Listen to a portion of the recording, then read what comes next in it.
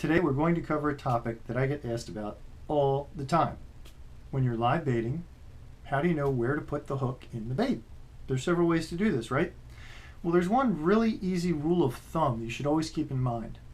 If you place the hook in the front of the fish, in its nose or mouth, right up around here, the fish will generally swim parallel to the surface or right up at the surface. But if you put the hook in the fish's back, the fish will generally swim down.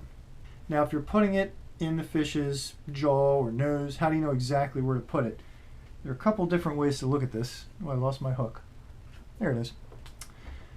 First off, the best way to do it is usually right through the jaw, right through the lips, in through the bottom, out through the top. Something like that, right?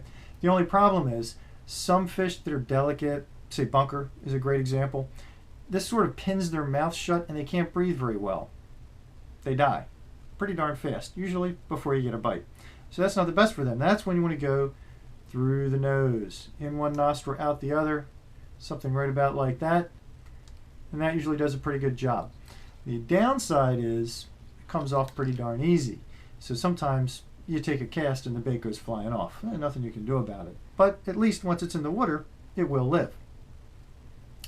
Now let's say you want the fish to swim down, you're going to go through the back. How do you know where in the back to put it?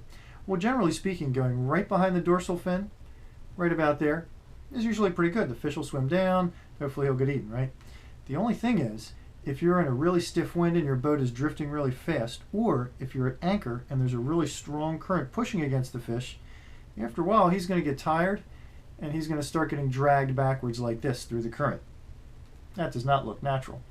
So when you have any current or a really strong drift, what you want to do is put your hook up here, right in front of the dorsal. Then the fish can swim like that right into the current and hopefully get eaten.